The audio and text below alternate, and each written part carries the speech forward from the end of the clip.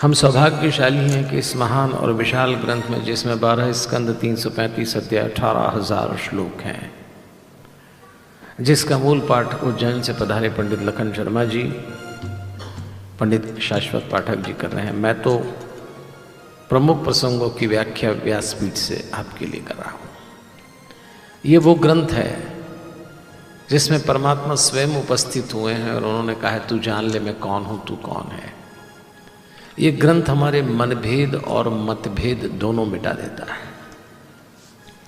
इस ग्रंथ में बीते कल की स्मृतियां हैं, आज का शोध है और भविष्य की योजनाएं हैं।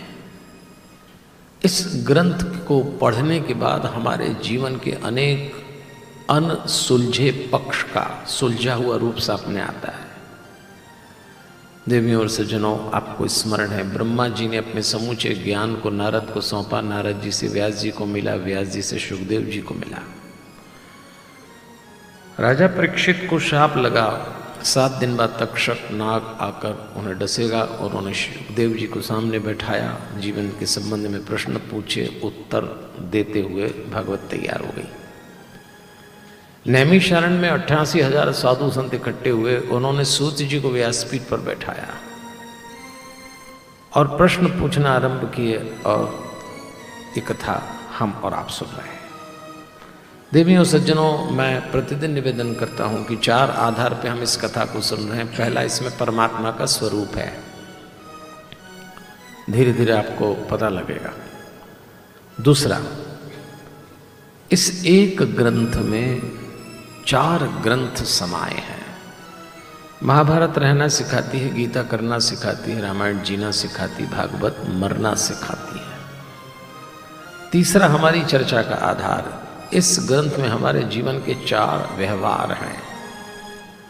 प्रोफेशनल लाइफ में परिश्रम रखिए, सोशल लाइफ में ट्रांसपेरेंसी रखिए, परिवार के जीवन में प्रेम रखिए और निजी जीवन में पवित्रता रखिए। फिर हमारे दाम्पत्य जीवन के 7 सूत्र 7 दिन में हम सुन रहे हैं। पहले दिन का सूत्र था संयम, दूसरे दिन संतुष्टि, आज तीसरे दिन का सूत्र है संतान, कल होगा संवेदनशीलता, फिर होगा संकल्प, फिर सक्षम होना और 7वें दिवस हम सुनेंगे समर्पण। आज का सूत्र है संतान। आइए, आप तो कोई याद दिलाएंगे नहीं, मैं ही दिला देता हूं। 7 दिन में 5 काम करना है। पहला, भरोसे से कथा सुनिए, भगवान भरोसे का दूसरा नाम है। इस दुनिया में कुछ लोग हैं जिनको ईश्वर मिला है और यदि किसी एक को भी मिला है तो वो आप क्यों नहीं हो सकते। दूसरा, एक ललक बनाए रखिए कथा में, एक तड़प के साथ बैठिए, एक पैशन होना चाहिए, बैठने के लिए मत बैठिए। तीसरा, शिकायत चित्र को विराम दे दीजिए। चौथा, थोड़ा मौन साधिए। और 5वां, कोई न कोई संकल्प जरूर लीजिएगा। क्या संकल्प लेंगे आप तय करिए, पर इस कथा में जो भी बुराई हमारे भीतर चल रही है हमें उसको छोड़ देना चाहिए। आइए कथा में चलते हैं देवियों और सज्जनों, और इस कथा में चलें इसके पहले मैं आपको एक छोटी सी कथा सुनाता हूं, ध्यान से सुनना। एक चोर था, बहुत बड़ा चोर, कभी नहीं पकड़ाया, और वो हमेशा अपने लोगों से कहता था कि कोई मेरी चोरी करना छुड़वा दे। एक दिन उसको बताया गया कि पास के गांव में बहुत पहुंचे हुए फकीर आए हैं, तुम उनके पास चले जाओ, वो तुम्हारी चोरी छुड़वा देंगे। तो वो गया, महात्मा जी बैठे हुए थे, इसने प्रणाम किया। महात्मा जी ने कहा बैठो, तो चोर चौंक गया। चोर ने महात्मा जी को अपना परिचय दिया और कहा कि मैं एक चोर हूं और आज तक नहीं पकड़ाया और चोरी करना छोड़ना चाहता हूं, तो क्या आप मेरी चोरी छुड़वा देंगे? तो महात्मा जी ने कहा बैठिए। अब चोर थोड़ा चौंक गया, क्योंकि इसके पहले भी कई महात्माओं से वो मिला, और जब उसने अपना परिचय दिया कि मैं एक चोर हूं, तो थोड़ा महात्मा जी भी घबराए। इसके पहले तो महात्मा जी अपना सामान समेटते थे, क्योंकि माल तो बाबाओं के पास भी कम नहीं होता। लेकिन ये पहला महात्मा था, उसने कहा बैठिए। तो बैठ गया चोर। चोर को लगा महात्मा की आंख देखकर कि कोई तो बात है इसमें, तो कहा आप मेरी चोरी छुड़वा सकते हैं? तो महात्मा जी ने कहा देखो भाई, तुम चोर हो, हमें इससे कोई लेना देना नहीं है। हम तो महात्मा हैं, हमारा तो एक ही काम है, मंत्र देते हैं। एक मंत्र तुमको भी दे देते हैं, मंत्र जपना ईमानदारी से, बाकी की फिर देखेंगे। चोर को लगा कि बात में दम है कुछ, इसकी आंखें बोलती हैं। तो चोर ने कहा ठीक है, मंत्र दे दीजिए। महात्मा जी ने उसको मंत्र दिया, और वो मंत्र था जो भी करना होश में करना। मंत्र मिल गया। भैया थोड़ा सा इको का कुछ करें, डाउन करके बेस बढ़ा दें। जो भी करना होश में करना।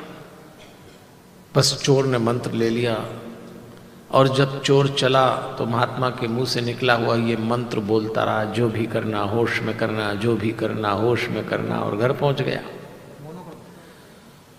अब आधी रात को चोरी करने निकला, मंत्र जप रहा था जो भी करना होश में करना, और किसी घर में तिजोरी तोड़ी, और जैसी कीमती सामान निकाला, मंत्र जप रहा था जो भी करना होश में करना, जो भी करना होश में करना। तो उसको अचानक याद आया कि ये जो काम मैं कर रहा हूं है तो गलत, और इसके बाद मेरे पीछे पुलिस और कानून चलेगा, घर वाले रोएंगे।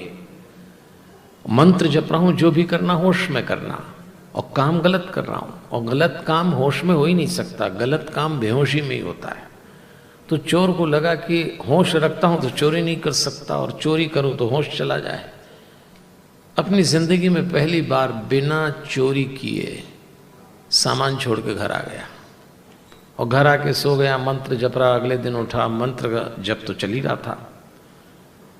अगली रात को जब फिर चोरी करने निकला तो मंत्र जप रहा था जो भी करना होश में करना। किसी घर में गया, तिजोरी तोड़ी, कीमती सामान निकाला, चलने को हुआ, फिर याद आई जो भी करना होश में करना, फिर सामान छोड़ा। 1 महीना ये सिलसिला चला और चोरी नहीं कर पाया, परेशान हो गया।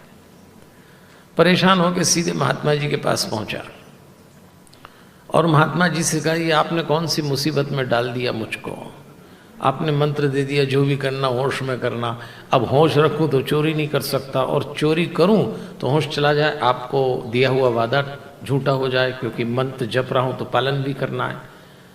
तो महात्मा जी ने कहा हुआ क्या? बोले हुआ क्या, चोरी नहीं कर पाया, 1 महीना हो गया, मेरी चोरी छूट गई। तो महात्मा जी ने कहा देखो भैया, तुम चोरी करो या न करो, इससे हमें कोई लेना देना नहीं है। हम तो एक ही बात कहते हैं, हमारा मंत्र पालना, जो भी करना होश में करना। तो चोर ने कहा कि फिर तो चोरी नहीं हो सकती, और उसकी चोरी छूट गई। जो भी करना होश में करना। अभी मैंने आपको कहानी सुनाई कि जो भी करना होश में करना, तो ताली तो होश में बजाइए। फिर वो हुआ 1-2 ने बजाई, बाकी बैठे हैं आराम से। और ये जितने संडे का लंच लेके आए होंगे ना, सब यहीं सोएंगे। अरे जरा जोरदार ताली बजाइए। हाँ,